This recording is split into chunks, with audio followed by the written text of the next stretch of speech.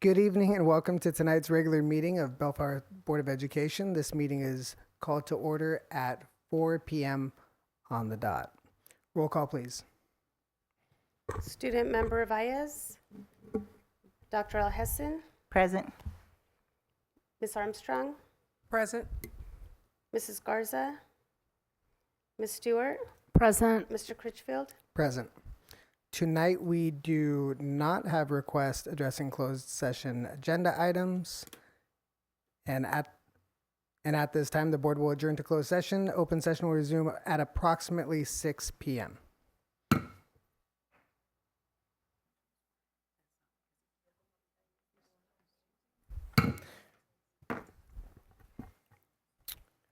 We'll reconvene to open session at 6 p.m. to resume the regular order of business. Board Clerk Myra Garza will provide an update on closed session topics.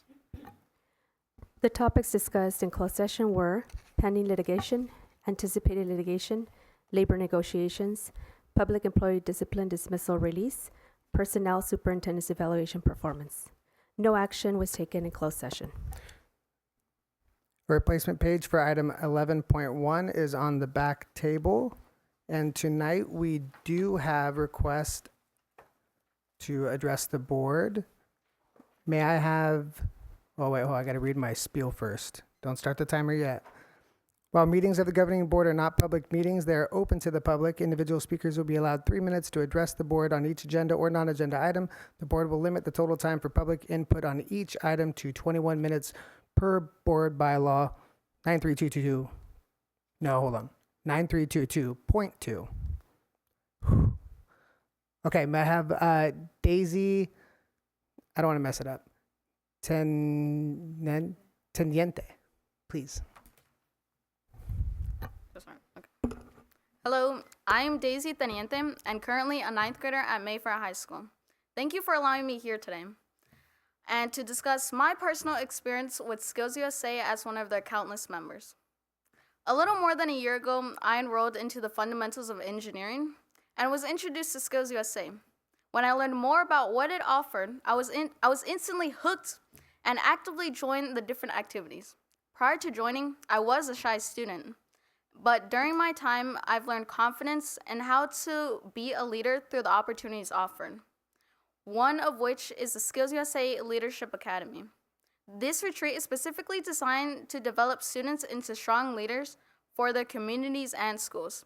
Out of 45,000 California members in Skills USA, only 18 students were accepted. I was one of them.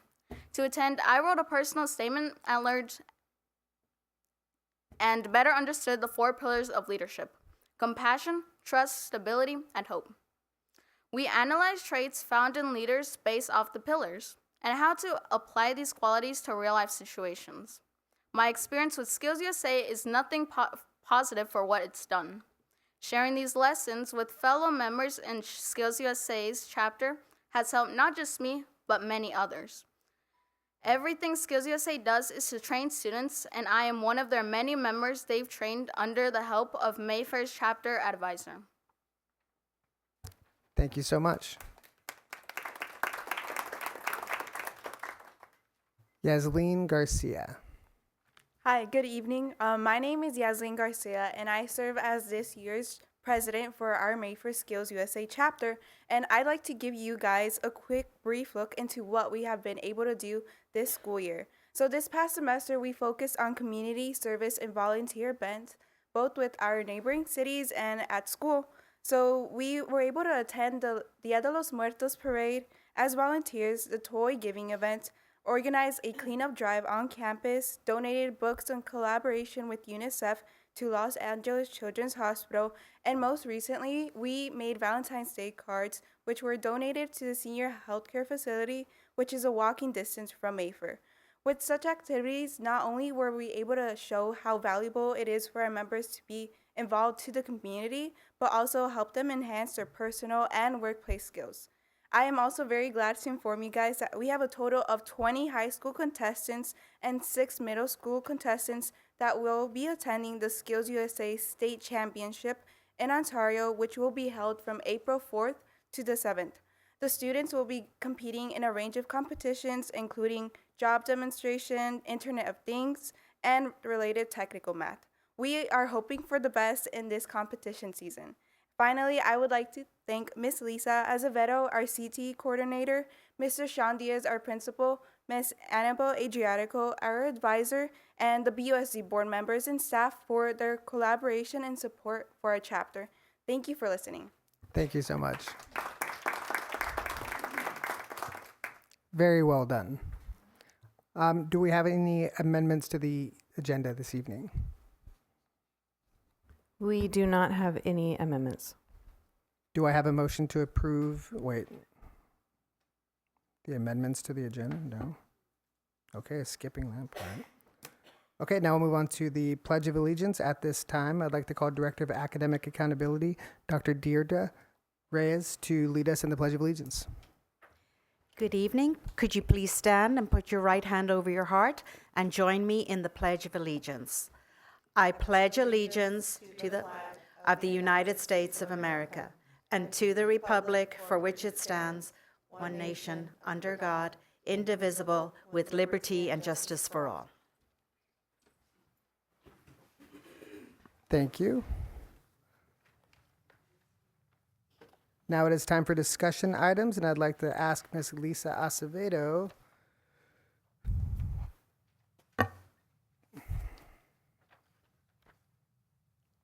to continue. Oh, Why that's- don't I help that- you that's a whole start those sentence. Okay, discussion go for items? it. Yes. Okay, so this evening we have 4 discussion items. Our first discussion item is the LCAP mid-year update presentation. At this time, I'll turn the meeting over to Director of Academic Accountability, Dr. Deirdre Reyes, to provide you an update on our LCAP.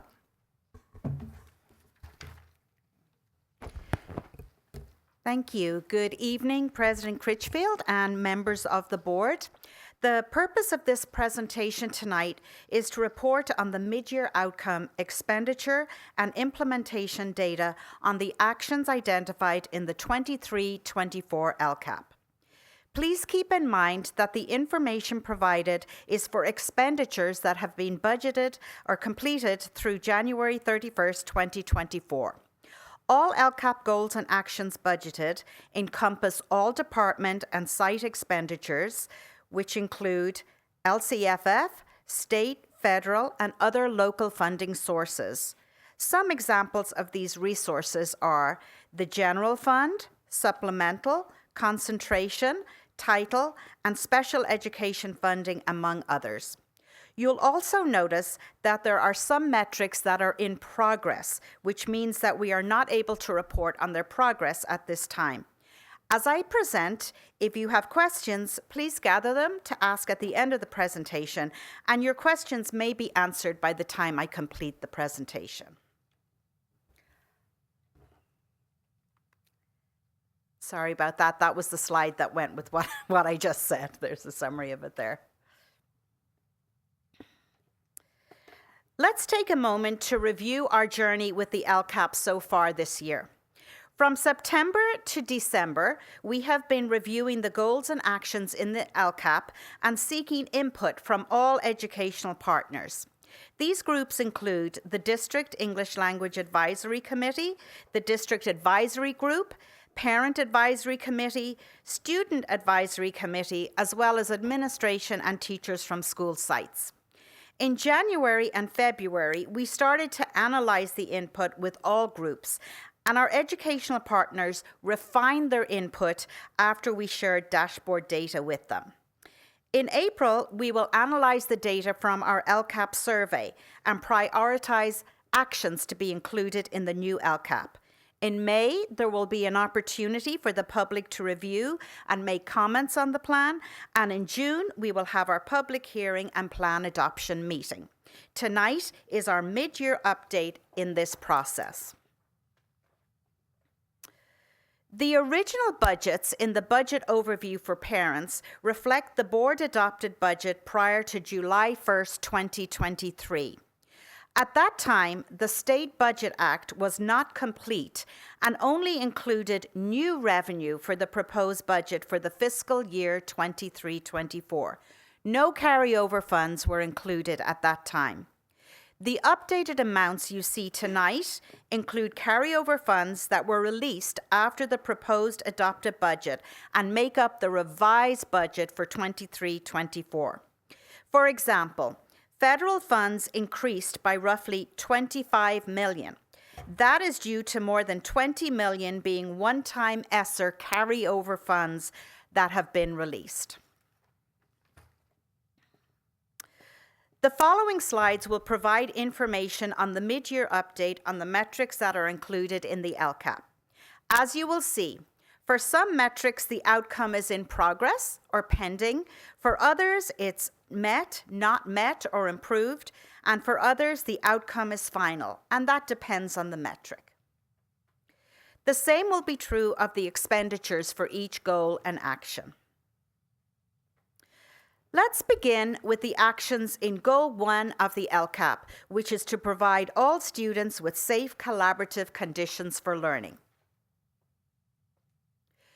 The mid-year expenditures for Goal 1 are in progress and can be seen at the top of the slide. Below the expenditures, you can see the metric with the baseline from 2021, the desired outcome, followed by the actual metric at this time. The final box shows the status of the metric. This metric is final and met. The metrics on the upcoming slides will be presented in this way. So Goal 1, Action 2, refers to fully credentialed teachers and appropriately placed certificated staff. 100% of our certificated staff are appropriately placed. The reporting from the state has become more detailed since the baseline and now breaks down certificated staff to include local assignment options and interns as well as clear credentials. Again, mid-year expenditures for the following actions can be seen at the top of the slide, and the listed actions on this slide have been completed. We still have all school sites scoring at good and exemplary on the FIT inspection. The suspension rates declined for homeless students and Pacific Islanders. However, there was an increase in the suspension rate of Black or African American students. We met our goals for decreasing the expulsion rate. The metrics on this slide relate to student engagement. The first metric shows our average daily rate of attendance so far and is still in progress. Moving on to chronic absenteeism, which we have discussed before, and the struggles that we, along with other districts, have faced with this metric since the pandemic. We have not reached the goal that was set before COVID, but as mentioned during our dashboard presentation last month, chronic absenteeism has declined over the past year. We did not meet our metric for the 4-year adjusted high school cohort dropout rate. Continuing in the area of dropout rates, when looking at student groups, we can see some increases in the rate, and the Black or American student, African American student group dropout rate has improved.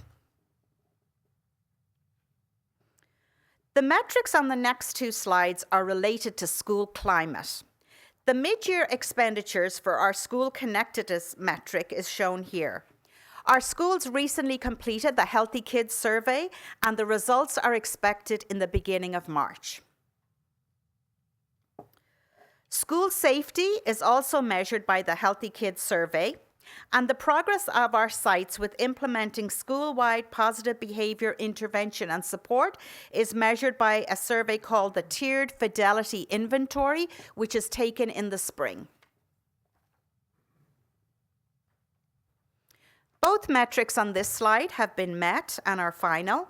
87% of sites report that they are developing in collaborative cultures by providing the time and structures for our teachers to have regular PLCs. And 100% of our students have access to standard aligned materials. The two metrics on this slide are also final. We met our target for 12th grade students completing A through G courses. The reclassification rate that you see there is the most recent one we've received from the state and reflects data that was impacted by the pandemic. The state will be releasing more recent reclassification rates this spring, and we expect that percentage to increase. Let's move on to Goal 2, which is to provide all students with a guaranteed viable curriculum through effective, data-driven instructional practices to ensure all students are college and/or career ready. The first metric in Goal 2 is related to implementing state standards and measures the perception of teachers and staff that the school curriculum is focused so that it can be adequately addressed in the time available to teachers. This metric is measured annually in our LCAP survey, which will be taken in the spring. We met the metric for PLC implementation. This metric looks at indicators of an effective PLC, such as clarifying what students must learn, monitoring student learning, turning data into information, and providing systematic interventions. As sites deepen their knowledge and understanding of what it means to hold effective PLCs, we have seen increases in these metrics. The following actions are final, and all are approved or met at this time. All the percentages here come from state testing. We met our goal for the percent of English learners making progress as discussed at the dashboard presentation last month. Now, the baselines for the academic goals were established prior to the pandemic and were based on the progress we were making annually in these areas. We did not test in 2020 or 2021, and when we did return to testing, we did see a decline in our results in line with our surrounding districts. We are now on a new trajectory and have made growth over the last 2 years in state testing. Our goal is to continue to improve every year and exceed pre-pandemic levels in these areas. We have also seen improvement in ELA and math for various student groups. Again, the baseline you see is pre-pandemic. We have not returned to that level yet, but have shown improvement on the 2023 dashboard. We maintained the graduation rate from last year, and our college and career indicator is also final as shared on the 2023 dashboard.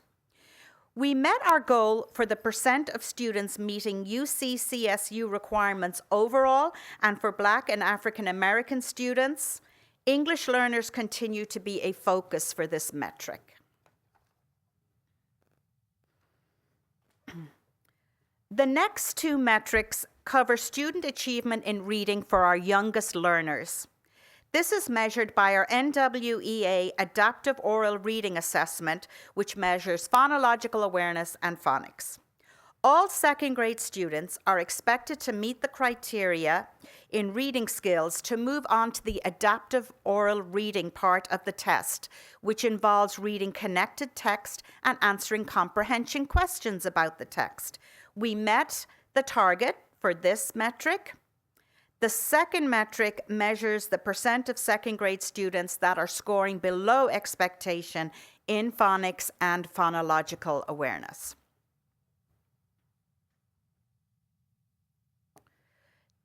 This slide shows our mid-year expenditures related to CTE, dual enrollment, and supplemental college and career supports. As you can see, all of these expenditures are in progress.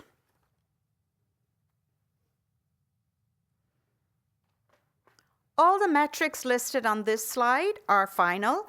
We met our goal for maintaining CTE pathways and A through G and CTE completion. CASP results for our 11th graders have improved, as well as graduates completing a pathway. We continue to work on increasing CTE enrollment and the percentage of students passing AP exams with a 3 or higher. The final metric for Goal 2 is the percentage of students earning the seal of biliteracy. This number is final and is based on 2023 data. Finally, we will review our mid-year metrics for Goal 3, which is to provide ongoing communication and opportunities for educational partners to advocate for the success of all students. We met our metric for increasing our parent participation rate. And as mentioned before, the Healthy Kids Survey data will be available soon for the metrics related to parents feeling welcome at school and the school actively seeking their input. We continue to work on our goal of increasing parent workshops to 3 or more at all of our school sites. The 22-23 parent tracker data indicates that all of our schools held parent workshops, but some did not meet the metric of 3 parent workshops for the year. And there are varying reasons why the site may not have met that goal. The metric for measuring if teachers, staff, parents, and the community have formal ways to provide input regarding the functioning of the school will be measured by our LCAP survey, which will be analysed in May. We have met our communication goal of increasing Facebook followers, and the metric for using the BUSD app has shown improvement since the baseline. As mentioned at the beginning of the presentation, metrics and expenditures are all at different levels of completion at this point in the year. The final metrics for the 23-24 LCAP will be included and presented at the June meeting. Thank you. Thank you, Dr. Reyes. And now, questions or comments from the board? Dr. Sue? Thank you for a great presentation. And I had just one question under Goal 1, and it's about the dropout rate. I wanted to ask, in looking at that, are there interventions that are actively put in place? And what are those interventions? Yes, so the dropout rate can be really analyzed because it's a small number of students, and some may be moving on to be fifth year seniors, and in some cases it may be that the student left and we just don't have any information on where they went. But we are trying to start early with these interventions for keeping our students at school. So we're starting to use a platform called CCGI, California Colleges Guidance Initiative. And that starts in 7th grade with interest profilers, career profilers, where students can really start thinking then about what they want to be. There's places they go on the platform. Okay, if this is what you're interested in, these are colleges that provide this. And if you're interested in a career, here's what the careers are. Here's what the salary might be for that. So our counselors worked last year to create a plan and came in for a day over the summer to finalize the plan. And I recently met with CCGI, and they were asking us, how did we get so many students with their accounts registered at our high schools, that there's a high number. So we are following through with that plan with the counselors doing implementation. So that's definitely one of the ways that we're looking at keeping everyone What at about, school. excuse me, the emotional, social aspect for a dropout in regards to? Okay, I think that is taken care of as well. We have at the high schools our Dean of Climate and Culture, who are devoted to that side of student wellness, as well as the additional counselors and our wellness centers as a place to go, just to increase that, the climate, culture, students wanting to be there and wanting to be at school. So I think that's been covered quite well. Miss Amy Stewart? Thank you. I have a few questions, but I'll just ask one or two quick ones, and then you guys can go around. But my first one is just, when a lot of these goals are in progress, when will these all be final? So they'll all be, the Healthy Kids Survey, which answers a few of our questions on the metrics, we just closed that. So in about 2 weeks, we'll get our survey. They compile it very nicely for us. I can go through that and get all of the data that's needed for particular metrics. on that. And then our other big piece is the LCAP survey, which will go out to the community, parents, community members, staff, students from 5th grade up.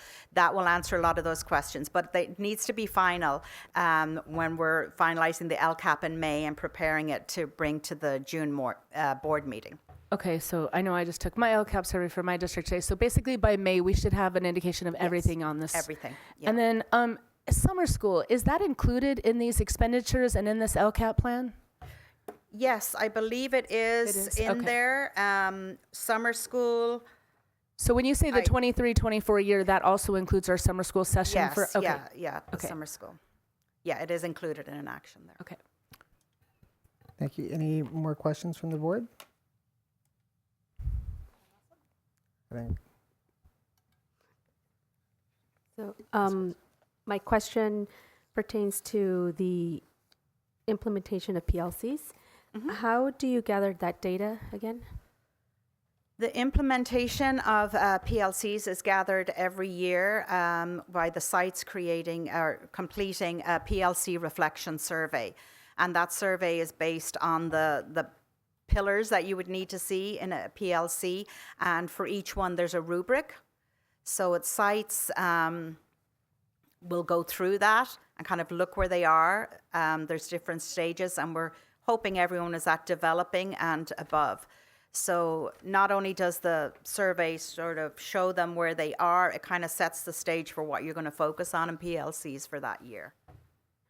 So is it filled out by teachers in their grade levels, by a whole school? We get one survey per site, so the principal will fill that out, but some principals will send it out to their teachers and kind of collate the data in that way, and others will go with their leadership team and work on it in that way, but we just get one from each site. Okay, thank you. Ms. Stewart? My next question is from LCAP Goal 2 Student Achievement. The number 5, the additional extended learning opportunities, that's our ELOP program, correct? I'm sorry, where are we? Goal 1? LCAP Goal 2 Student Achievement. Is it numbered? It is. It's the ELOP program. Okay, Goal 2, so Action Sorry, 5. I'm just getting to it there. Sorry, Ms. Carter. again, I understand, I've asked this question, prior, and I understand that, teachers have to volunteer and teachers have to do this. But when you look at this, this is our extra funding for our ELs. It's for, our middle schools, our summer bridges. And when you look at the budget and it's $19 million and we've only spent $4 million, all of that's going back into the general fund. So when we have our community and our teachers and everybody saying we need to spend this money on the kids, we also need some of these teachers and some of these people to step it up and do some of this for us. You can get paid extra hours. I understand that, at the end of the day, you're tired and things like that, but this is, concerning to me when we have $19 million to spend on our kids and we're only spending $4 million. I don't know what we can do if we can put a push out, really try to emphasize this to our sites, our principals, to try to get more involvement, but I really wish I'd see more of this money spent on our kids. That's just my suggestion. Thank you. I can just one clarification, and correct me if I'm wrong, Ms. Holguin, but the funding doesn't go into our general fund on this one. This is expanded learning, so we keep it. And some of this funding is carryover funding. So when the ELOP started, it started in a sort of a small fund. It was around $3 million, and the state continued to increase the funding to this. And so we will be spending this on our kids. It just will not be all spent this year. So this can be a variety of different things. It's not just ELOP for our programs and our teachers doing this and things. This can be used in many different ways. That is what I'm hearing. Well, it has requirements, but this is where Think Together is funded from, and YMCA, and the programs that you see, like the STEMnetics program, all those layered services that we provide after school for our kids and during the summer and spring break, I believe we did this year. That's where this funding comes from. Okay, so even though it's mid-year, we could be spending a lot more than this later, especially with Summer Bridge and things like that. Absolutely. Okay, I get it. Thank you so much. Thank you, Ms. Stewart. Ms. Garza? Thank you, President Critchfield. A couple more questions with regards to and correct me if I'm wrong, NWEA. Mm-hmm. So how young are our students that take this test? We start in TK. TK, what's their platform? That- They Is T- it pencil paper? Is it online? no, they take it on the computer. TK, Record, taking it on yes. the computer. I'm a little concerned about that because they're so young, and I understand, and I know that TK teachers probably have to walk around and log them in. So how are we providing support for the teachers for our youngest learners?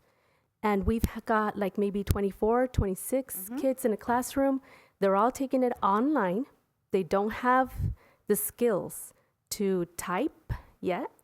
So what are we doing? I'm not sure if even, is this data reliable? Yeah. Well, the guidance with giving it to TK and even to kindergarten is that you wouldn't do it whole class. That it would have to be done in small groups. So there are some. So a lot of the elementary sites have their intervention teachers and their instructional specialists be in there with the teachers when administering it. So they can be in there to reduce the ratio between the adult and the students, or they can provide coverage so that a teacher could take out, a few students at a time and do that with them. So it wouldn't be, they do need a lot of support and guidance. But I think we get a lot of good data from it.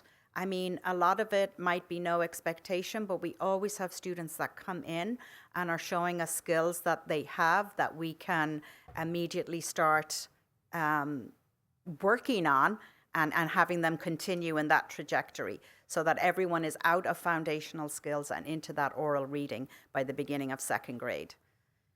So it's necessary for us to test our TKers and our kindergartners at that level online so that way we can get them going on to get better results by the second grade.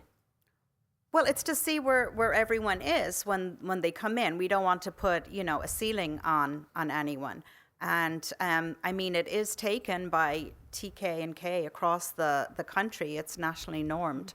So again, no, I wouldn't go into a class of 24 TK or K and say, here, I'm one teacher and you're my students and we're going to take the test. Definitely extra support and guidance and prompting is needed by adults close to the students. So do we know how much extra support prompting is given at this time for all of these classes? No, I would have to go like site by site to see what their plan is for administration. Yeah, that would be great if we could get that information back whenever possible, please. Okay. I understand that we want to help our students and that we want to get them on the right track, but I'm going to kind of challenge us to see if there's something more appropriate that can give us the same information for our youngest kids, because I can tell you, having been a kindergarten teacher and putting them online on a computer that they don't necessarily always have, we're assuming that everybody has access to. Right. They cry. They do break down. And I'm not saying that it's not good data. I'm just saying, is it appropriate at this age? They're what, 5, 6, sometimes even 4? So I'm just a little concerned with that myself. Thank you. Thank you, Ms. Garza. Ms. Armstrong? I want to thank you for the report. I know we have a lot of work ahead of us. Some of my colleagues have already asked questions, so I don't have to repeat it. But I do want to know this now, even though some of the data you say is final, we still have, we're still mid-year. So when you come back to us again, are those numbers going to be updated?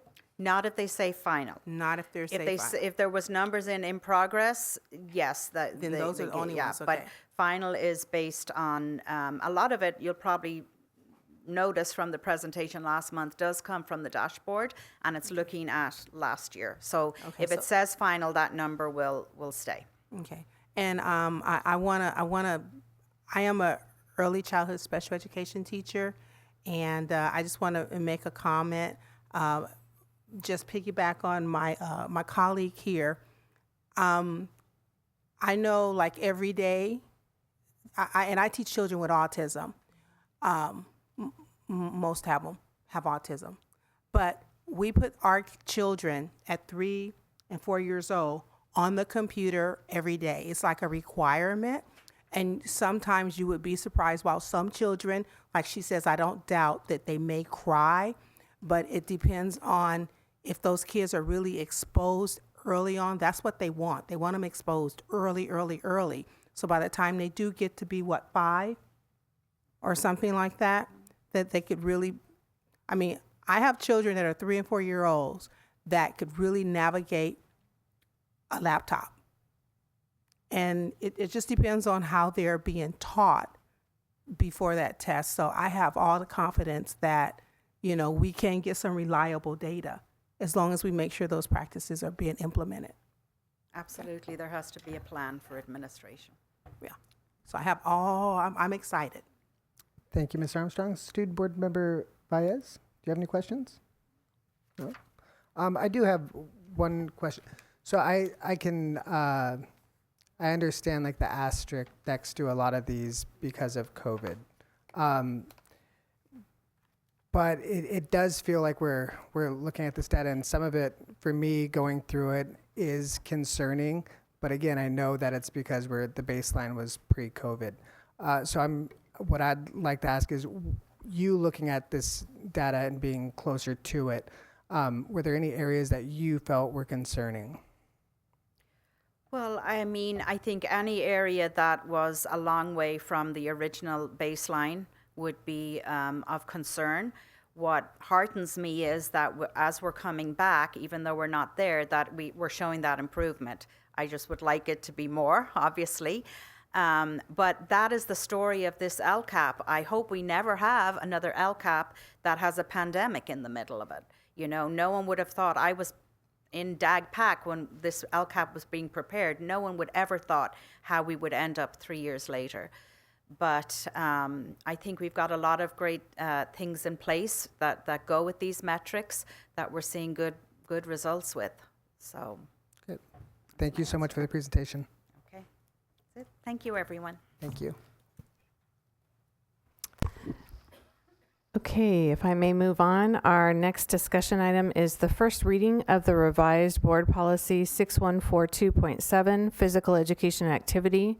And I'd like to ask Mrs. Carter to provide you an update regarding this particular policy's updates. Okay, so we'll be looking at 2 tonight. The first one is the first reading of the Physical Education and Activity 7.2. Both policies are being updated to reference Ed Code. There's no changes to current practices happening in either of these. This, as was mentioned, is the first reading. So if there isn't any changes made tonight, then they would show up in another board meeting under consent. So as you're looking through them, the changes that are in the physical education are in red. And what was added in here is Ed Code about inclusiveness. And then the 2-year exemption information as well was added in here as far as PE exemptions, which was actually in our administrative regulation. And so we're just putting it in the policy so that it's available, more readily available for public and for teachers, administrators to see. Great. Are there any questions? Any questions? Ms. Garza? Ms. Carter, can you explain to us, just for education of the public and maybe reminder of our staff, when we have classroom management and instructional strategies professional development, how are teachers being made aware of it? So we have professional development that is sent out to all teachers by email. They have a listing of the current professional developments that are happening so that they have the ability to sign up. Those are after school. I'm sorry, I'm going to cough. Those are after school opportunities, but they also have opportunities with their instructional specialist or leaders at their school sites as well. And they also have the opportunity for TOSAs to come in. So, as far as physical education goes, thank you. As far as physical education goes, we did have Artosis support some of our PE teachers this year with some of those strategies that they needed as well.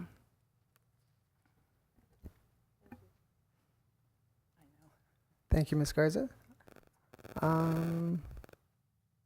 Ms. Armstrong.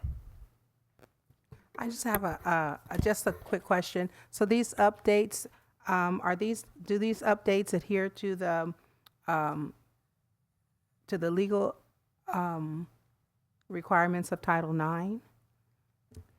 They do. That would be that inclusive section. Okay, all of this, okay. All right. Very important, lots of updates. Okay, thank you. Dr. Sue? Thank you. I have a question because I know when I was mainstreamed and I participated in special ed, there were certain activities that I was able to do separate from sometimes my classmates.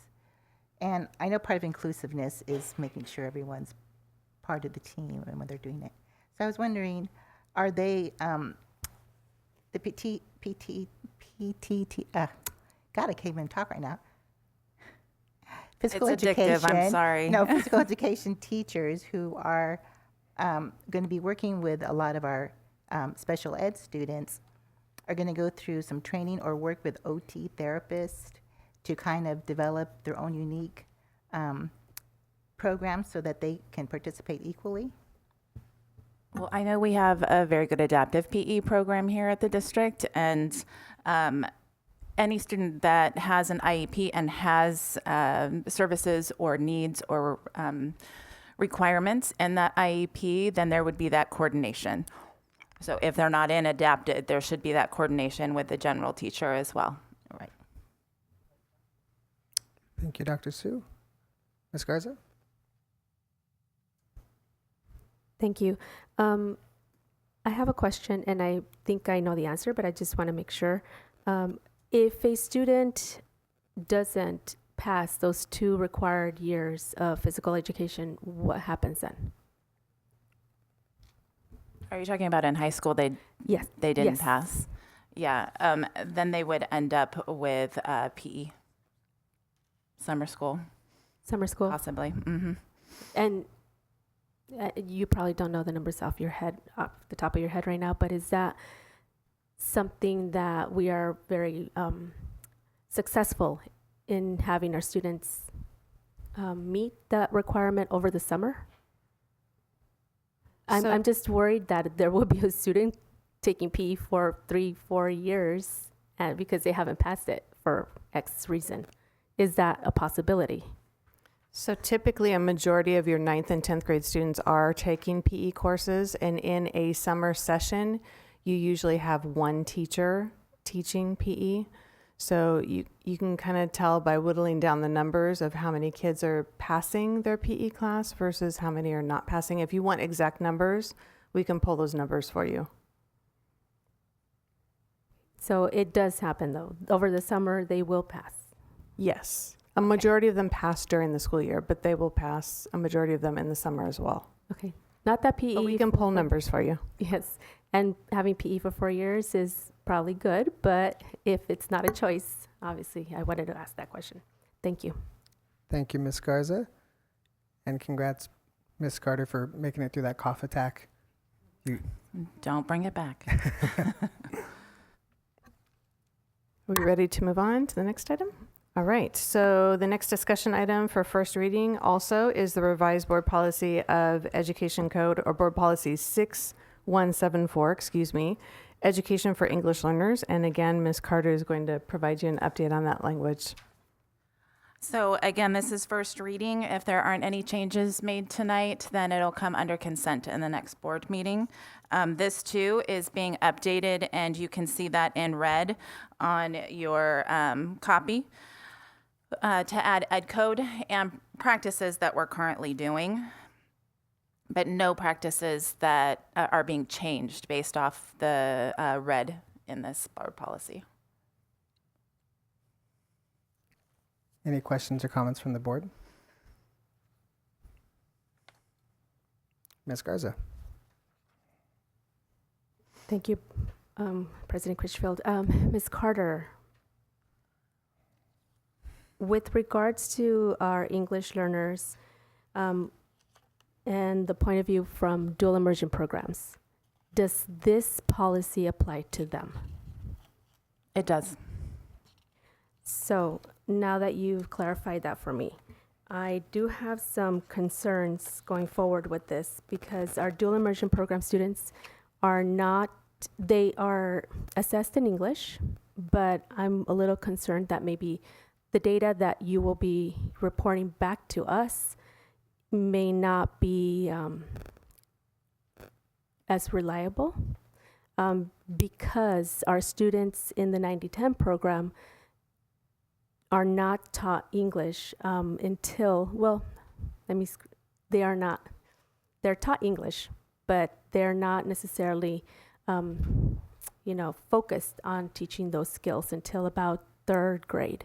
So if we're testing our students, our EL students, doing this through this test, is it LCAP? I'm sorry, the LPAC? It is the LPAC. Okay. How are we going to kind of negotiate that piece? That is it's really difficult. Well, you're absolutely right. As far as our assessments for our dual immersion students, English assessments starting around 3rd grade. They still are required to have ELD though, and every English learner is required to take the LPAC.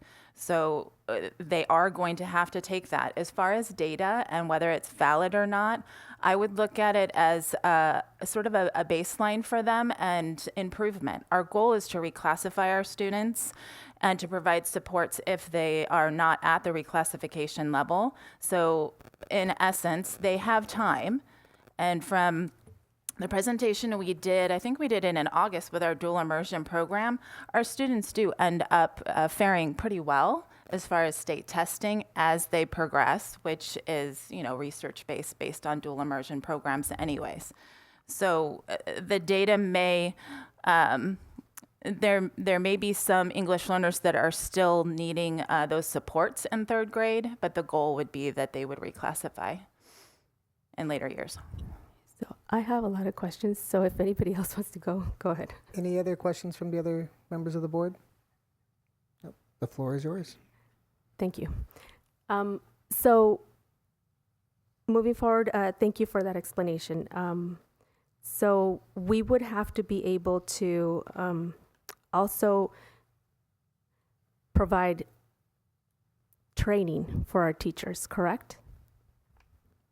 Training in LPAC? No, not on the LPAC, I'm sorry. With the ELD instruction. Absolutely. And also, so between designated ELD and integrated ELD. So do we know if all of our teachers are trained in that? Not just DI teachers, but all teachers, absolutely. So all teachers should know the difference between integrated and designated ELD. There have been professional developments that have been provided either after school or to English learner instructional leaders, instructional specialists, and administrators as well. And typically what we'll do is if we're doing a professional development for a smaller group, like an instructional leader or an instructional specialist, admin will provide them the slide deck for that so that they're able to go back to their school sites and provide that PD to their entire staff as needed. Or they could ask for the supports of the TOSAs to come and help them with that. Board Member Myers, can I ask a question? Can you explain to me the difference between integrated and designated and integrated ELD? Because I don't know that answer. No problem. Designated ELD is focused on your ELD standards, and it is a designated time that all English learners are supposed to be learning how English works, or having opportunities to collaborate with each other and use those all 4 domains that they're trying to learn: the listening, speaking, reading, and writing. Integrated ELD is across all content areas. So every content teacher should be providing either a language objective or utilizing strategies like sentence frames or collaboration to be able to ensure that English learners are not just getting instruction to improve their English just during ELD time or an ELD class. Thank you. You're welcome. If I can jump in, just to be clear, all the language in here, this is directly from California Ed Code, the adoption. It's recommended from CSBA, or it's Ed Code referenced, but it's a recommendation from CSBA. Okay. And I want to make sure we pick up where when we do the global policy adoption,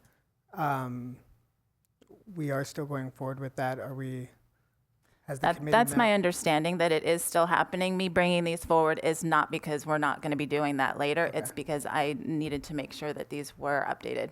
Got it. Thank you. Any more questions? Yes. Do I even have to ask? Go for it. Sorry. Thank you for your patience, colleagues. So, do we have a current master plan for DI? We have a master plan that we are revising, and so that is being taken through our advisory groups right now.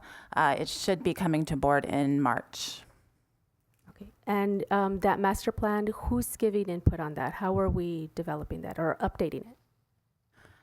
So we took the master plan that was developed previously. We started off at district office with all of our divisions providing feedback on things that needed to be updated. Then we took it through all of our advisory groups. So it's gone to our district advisory group, our parent advisory committee, our student advisory committee, our district English learner advisory committee was the last one that just saw that. We also shared with principals. We brought in principals and their instructional leaders to district office for them to be able to walk through that master plan, because we wanted to make sure that that they knew that there was a master for basic levels, right? That they knew that there was a master plan and had the ability to get into it, really look at it, and sort of recenter ourselves on our English learners, because we know the data is showing that they are needing support.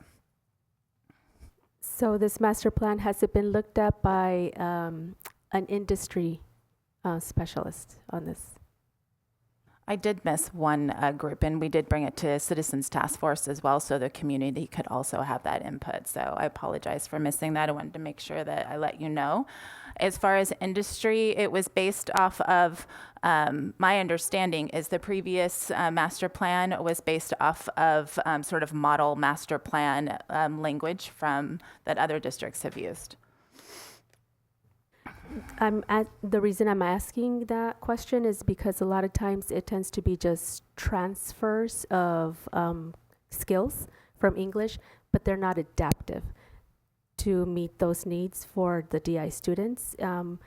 But that's just the reason why I was asking that.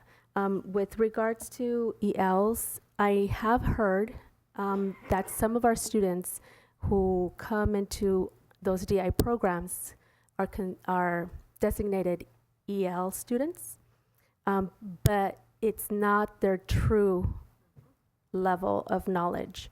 So and I'm not sure exactly where the disconnect is. If it's that maybe we are not communicating to parents when they are matriculating their students with us in our offices, that if they are designated ELD students or they speak Spanish in the home, that the child actually speaks Spanish in the classroom too. So what I have heard from the community is that their kids are stuck as an EL learner because they can't pass that LPAC. So can we somehow find out or maybe sift through the data so that way we can see maybe more in more detail with regards to the home language survey that is given to parents initially? Can I clarify what you're asking to make sure that I understand it? Yes. Because I thought that you were asking for sifting through data to see how dual immersion students are doing, or are you talking about entrance English learners and how they complete that home language survey to be able to be identified or not, but not specific to dual immersion? So my question is specific to dual immersion students, but the ELs within that dual immersion group, because when they come in and parents fill out that home language survey, sometimes they're filling it out, is what I've been told, that because they have a grandmother who speaks Spanish and she comes over once in a while. So they are stuck as an EL learner and they're not able to be reclassified. And parents are a little concerned and upset because they're not passing that LPAC into reclassification. So is there a way that we can actually sift through that data in the home language survey when their kids are... To see what's marked. Yes, Is that what you're saying? exactly. To see what's marked on those 4 areas. We can definitely take a look at that. Know that our English learners that do come in, all families have to visit the assessment center. And that is, they do talk to them about that. We also do train our clerks to be able to speak to our parents about the completion of the home language survey. So we do have systems in place to be able to support that for families to know what they are putting down and what that means.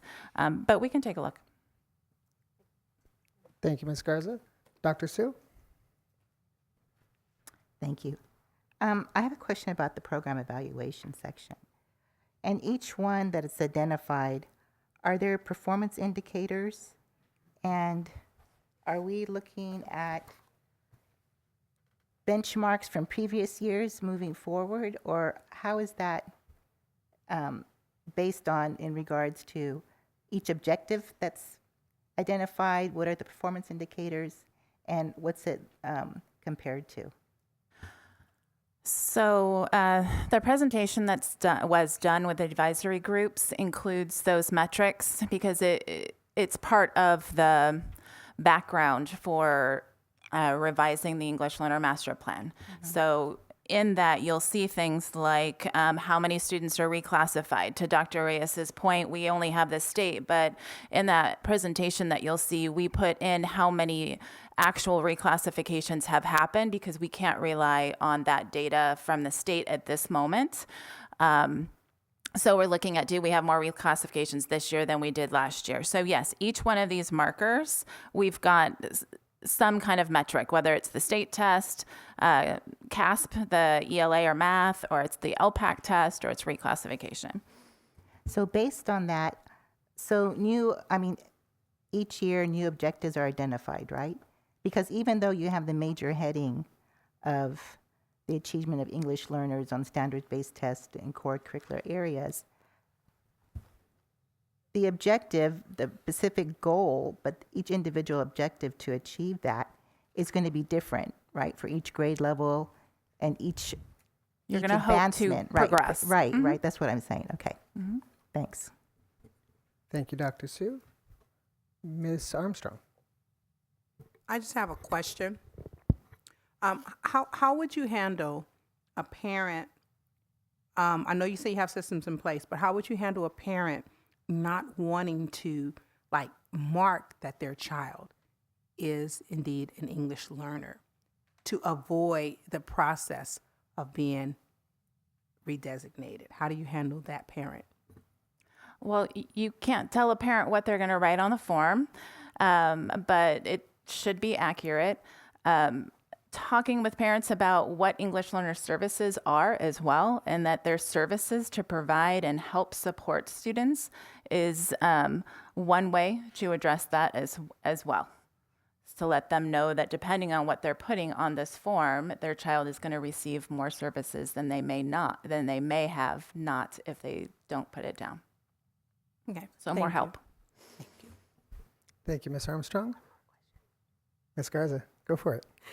I'm sorry, but I just have to ask this. In high school, our EL learners, do they get electives? Well, we've moved to the block schedule, so that's helped us a lot. Our EL students do have to take an ELD course. And so if there was an elective, it would have to be in the later blocks, 7th or 8th period. We did also, with the help of some teachers in our TOSAs, implement a new class that we're utilizing this year where students that meet the criteria can take English and ELD at the same time instead of 2 courses. So we're seeing if that's going to be helpful as well for our English learners. The students that would go in there would be students that are close to reclassifying because you can only take that course once. So the hope would be that they'd reclassify when they exit. Any more questions? No. Back to you. On to the next one. So our last Student board discussion. I'm sorry. Oh, I'm sorry. sorry. Student board, do you have a question? Comment? She's not sure how to use this button. Oh, we should have did like a. Sorry. I'm a ELD student myself, so I was like it was kind of hard. Like Miss Garza said that if we get electives, we don't, because it was kind of difficult.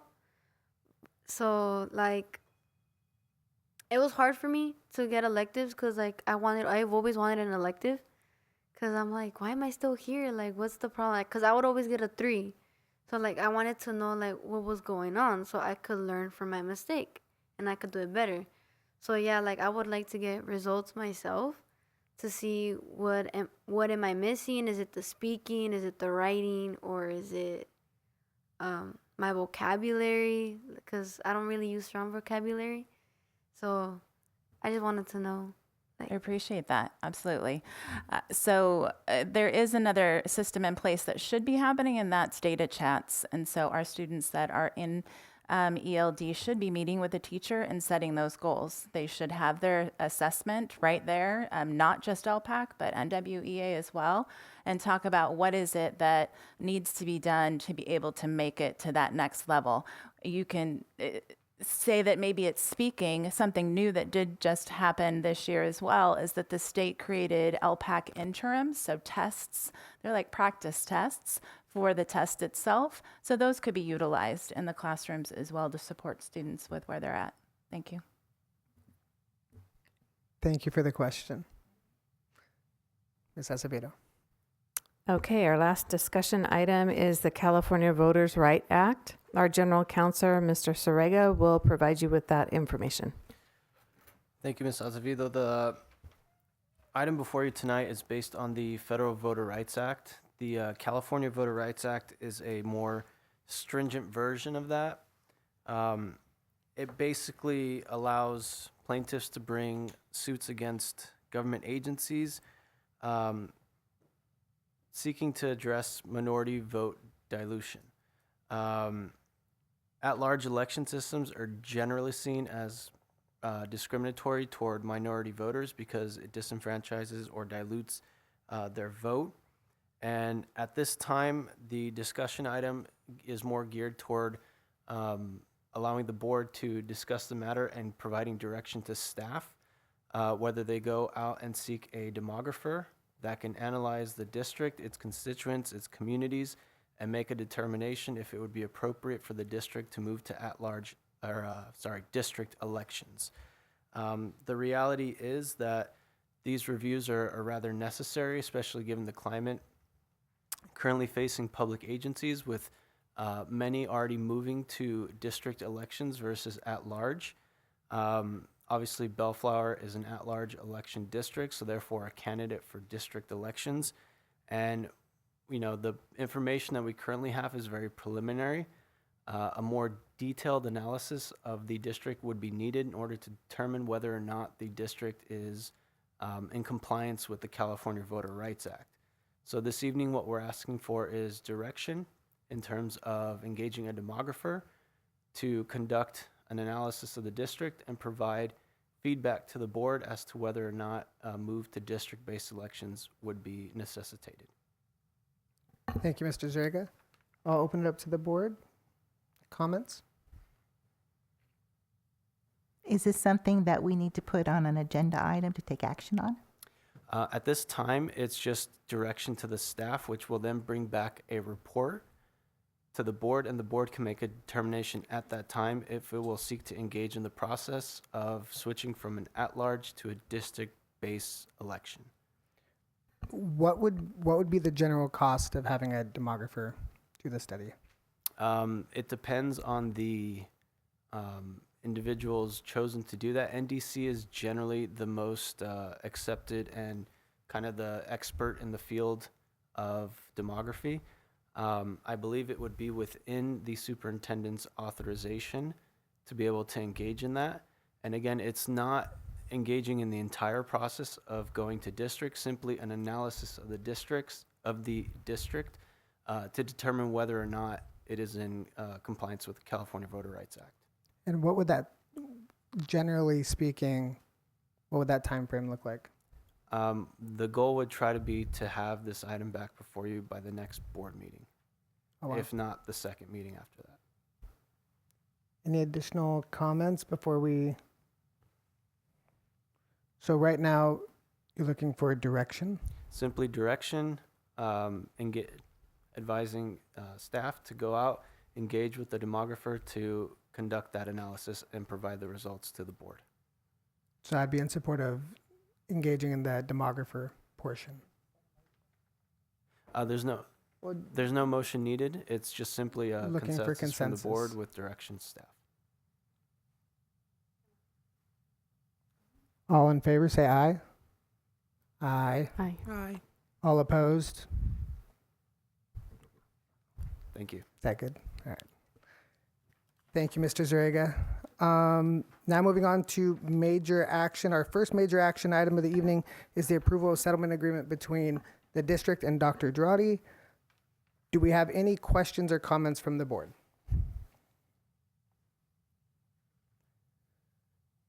Seeing none, do I have a motion to approve the settlement agreement? So moved. Do I have a second? Second. Roll call, please. Student Member Baez, Abstain. Dr. Alhesson, Aye. Ms. Armstrong, Aye. Mrs. Garza, Aye. Ms. Stewart, Aye. Mr. Critchfield. Aye. Motion passes. Our last major action item of the evening is approval of interim superintendent employment contract. Do I have any questions or comments from the board? Yes, you do. President Critchfield? Not on the button. Ms. Garza. Thank you, President Critchfield. So I will report out on Lisa Acevedo has been offered a contract of employment that will be voted on by the Board of Education this evening. The term of the contract will expire June 30th, 2025. A salary of $295,000 per year has been offered. Additional benefits include a $900 monthly allowance for expenses related to the district business. The contract also calls for medical benefits received by current cabinet employees.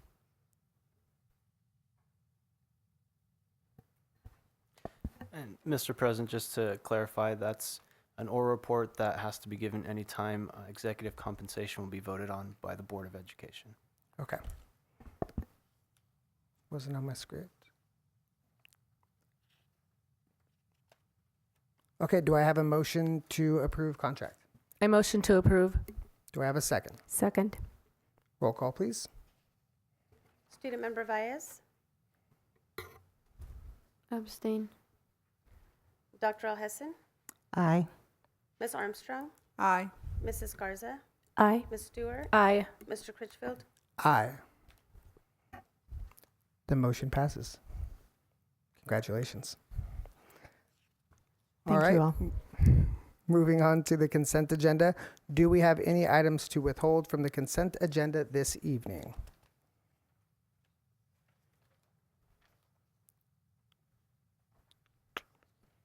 I had a question on one item. So would I pull it? I'd like to pull, is it 9.1?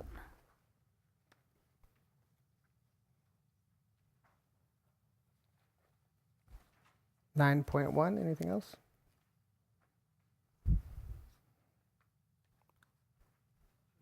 Okay. What item is that?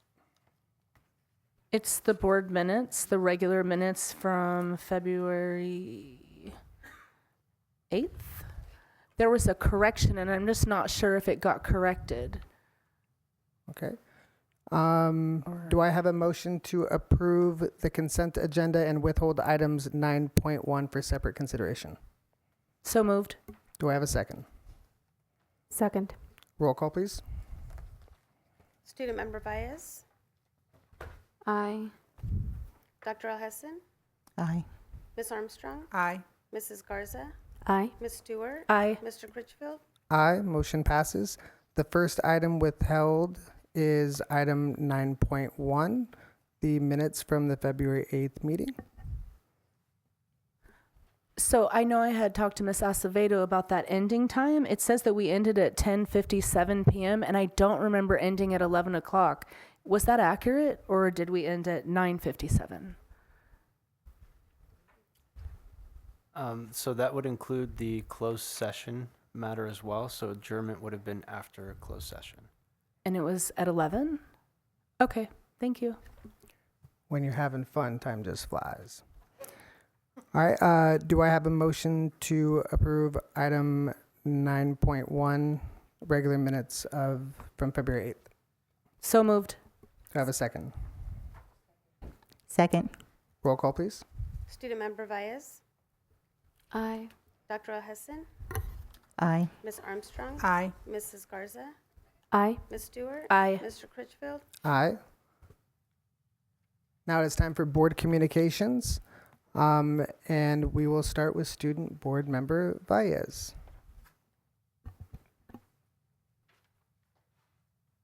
Do you have a board reports? You got something? No? Nothing? Just the part where we talk about, like, whatever you want to talk about. Well, Anything you want to share with it was the community? my birthday Hey. on Tuesday. All right, we're all going to sing now. I'm kidding. Yeah, it was my birthday. Went to Olive Garden.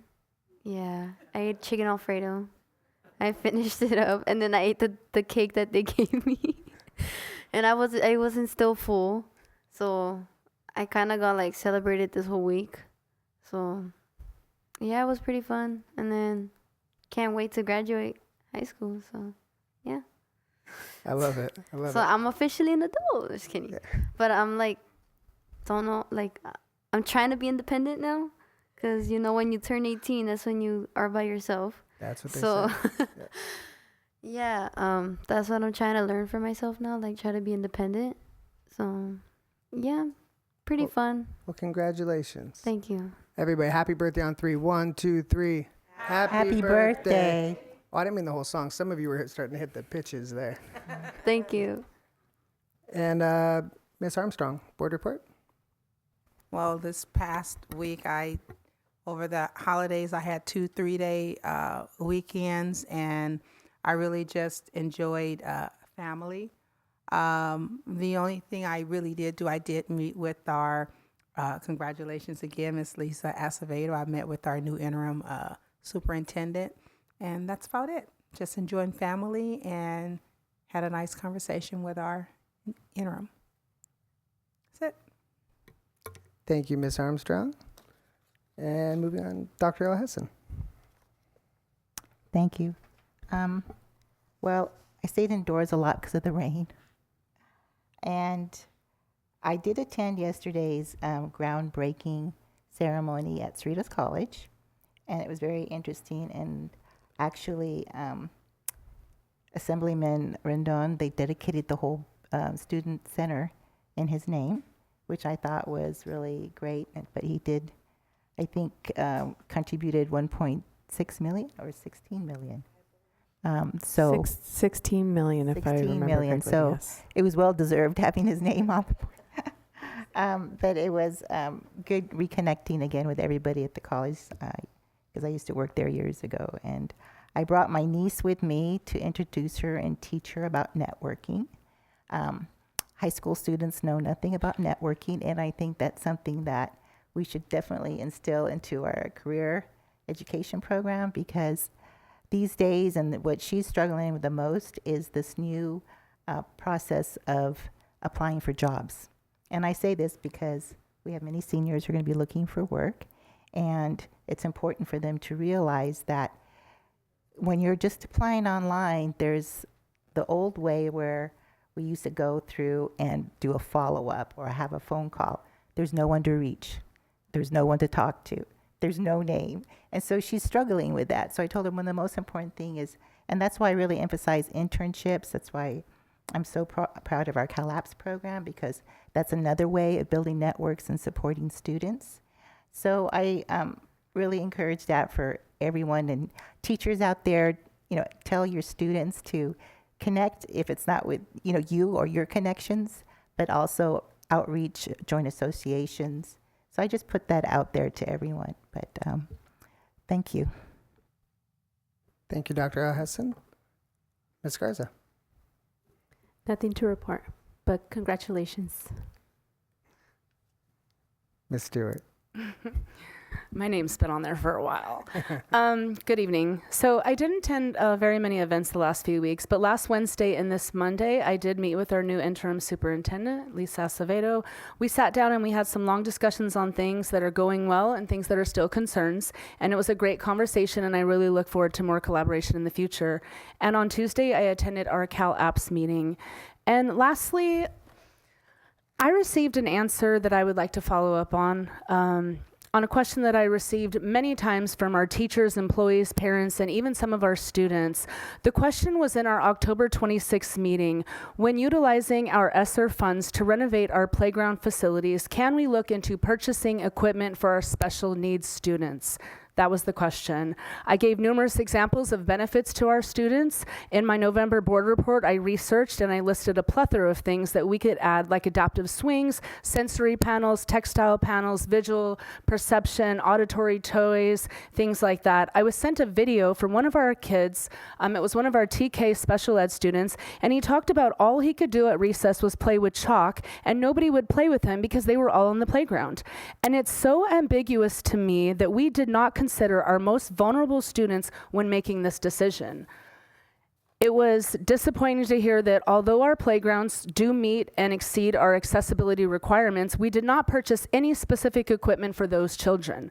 When I asked about this October 1st, I was told that it was a possibility, that we would follow up and look into it, and that it would be something that our district would work with our special education department on any additional equipment that was needed.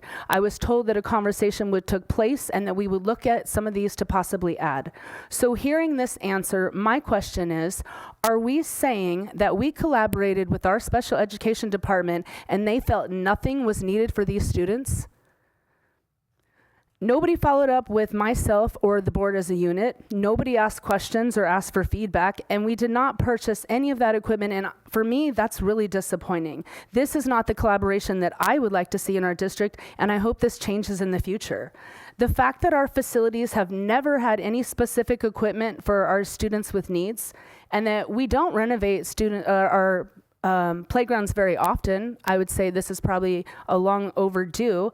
I believe that we missed the opportunity to make long-lasting positive changes for our students. So I'm not sure if we can still add equipment. I'm not sure what happens, but to me, this does not sound equitable or inclusive. And I would like an answer on our next memo, if possible, as to why we felt that these students should not have been considered and this purchase of this equipment was not necessary. Thank you. Thank you, Ms. Stewart. Well, first off, I want to, got one more clap in you? I want to start by congratulating Ms. Lisa Acevedo and just say I'm very excited about, what we can do, and I'm very confident in you leading us through this transitional period, and seeing everything you've done over at CalAPS has been amazing, and I feel very, I'm happy for our students and staff that you're going to be in that role. So thank you very much for taking that on. And thank you in advance for putting up with all of us. I would also like to say today is state championships for our wrestling program. And I want to give a huge shout out to Bellflower High for having their first CIF champion. I don't want to butcher his name because I do that. Amar Khalil first CIF champion in 40 years for that program. So just phenomenal kid, phenomenal athlete, nice as heck, and just a judo wrestler. I mean, it's fun to watch. So it's really impressive. And also our Mayfair team for actually winning league and then winning CIF with the whole team is huge, as well as our Lady Monsoons, who sent 3 wrestlers to state. That's huge. And also Caden Carty for winning CIF as well. So we had just very impressive season, and it's a testament to the supports and the coaching staff. So I just want to say thank them for everything that they do for those students, and thank the students for all the hard work that they put on those mats. Let's see, was there anything else? I also went to a lot of events, but I post videos and put those on Instagram, so you know that I'm doing that stuff. I'm really excited about tomorrow's Disability Awareness Assembly, so I'm really excited about that. Say it again. That's what I said. Check the tape. No. That one. Very excited. I went last year, and it's honest for me personally. It's like heartwarming because I know my daughter's gonna be going to that school and way too soon. She's gonna be in middle school. It's crazy, but it's heartwarming, and I can't wait to go to that. And look forward to the future and all the other events coming up too. Now we'll move on to informational items. Does the board have any questions regarding the informational items this evening?